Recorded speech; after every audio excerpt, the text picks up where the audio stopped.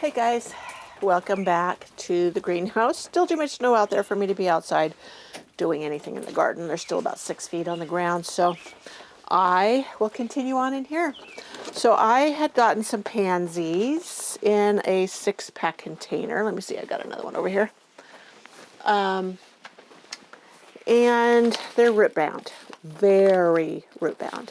So I was going to show you what I do with them, how I help them to grow on a little bit better. And you may feel it's a little rough, but it's how I do it.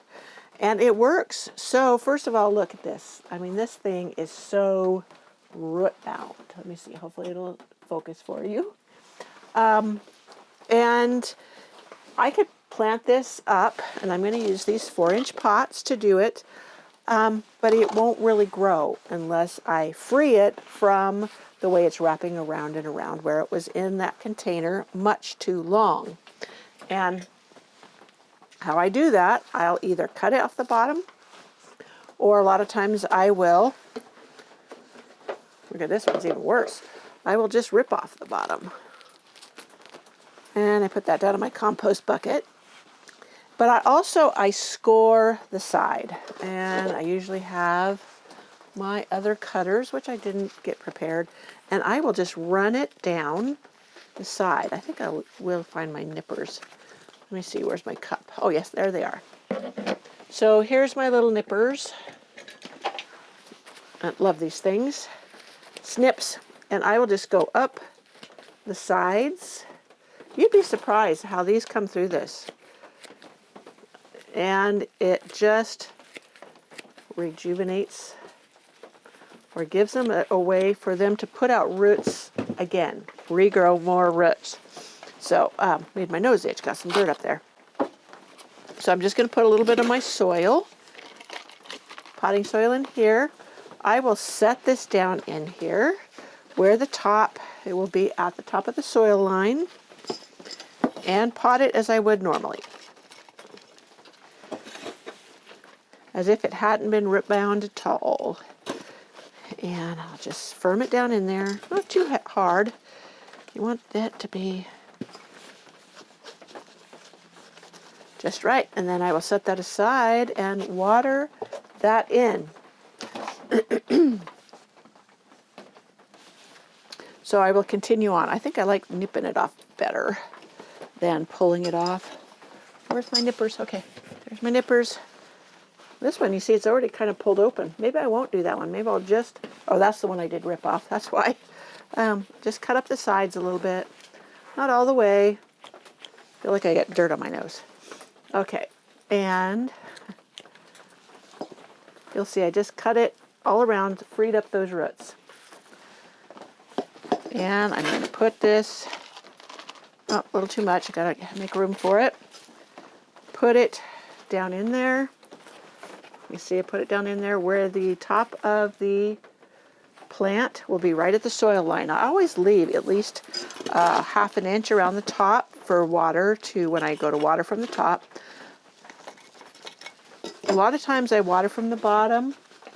I'm very careful with that. I don't leave them sitting in water more than half an hour. Sometimes when you water from the top and they get dried out, they'll become hydrophobic, which means it won't absorb water. So that's when watering from the bottom is very important.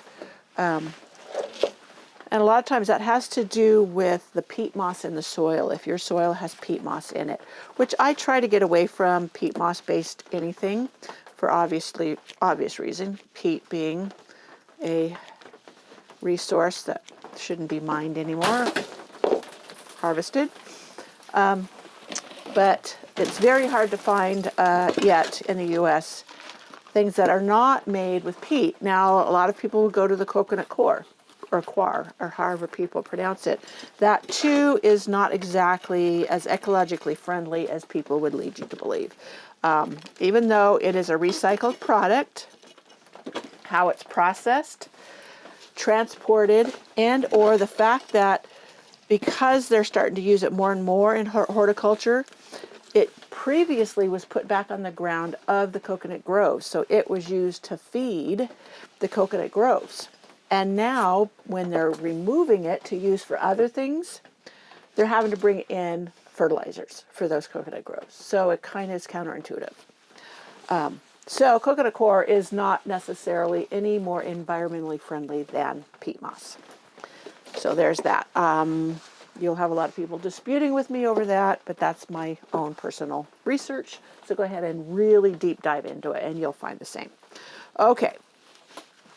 Again, pulling this off the bottom. I can reuse that in there. And then I cut up the side of all these matted roots and I just free it. Loosen them up and this one's kind of dry, so it's really going to help to be able to rehydrate well better too once it's in the fresh soil. And just getting it into fresh soil really helps. So I'm just potting this up all the way around. I know it's hard. It's hard to find products that replace peat and coconut coir, or coir, however some people pronounce it. It's spelled C-O-I-R, so you make your choice of how you pronounce it. So do your darndest with whatever you can do. So 2 more to go, and then we'll be done. Okay, so I will do these in a bit. I just wanted to show you some that I had done a little while back. Now I did them the same way, but look at how these look great. They're not dead, they're not in shock. They have been pretty cold in here in the greenhouse, so they haven't put out a lot of new growth, but they are much greener. You see how these have yellowed? This one has yellowed and what have you, and these are a deep green and doing just fantastic. So that is what these will turn out like. And then once the sun starts hitting the greenhouse and it warms up a little bit and we get more sun, these will really take off, and I could put them out in my planters on my deck or what have you. And this one too. This one will be done the same. That one is very, very root bound. So that one will get the same treatment. And that's how I deal with root bound plants. And I did this before with, I think it was petunias that were root bound. I'll have to look back at that again, but I'll link to that on how I deal with these root bound 6-pack plants that you get. Because a lot of times when they're blooming in the stores, they are already root bound. And a lot of people, they buy because the blooms are so pretty. I know I do. But by the time they're blooming like that, they already are kind of crowded in their containers. And this is just one way to help them readjust or get growing again, stretching those roots when you put them in their new containers, whether it be in the spring or right now it's still winter, but these can handle the cold. That darn snow come out of the trees.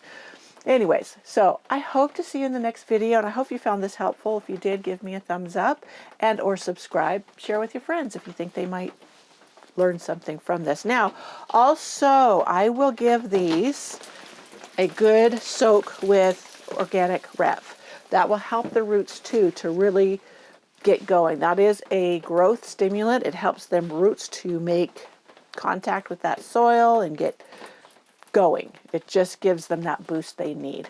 So the instructions on how to use that is on the bottle. I have been very impressed with it and I enjoy using it. It's really helped my seed starting, getting plants going again when I transplant them, all of the above. So I will leave a link to that in my description box below too. So I will see you in the next video. Bye.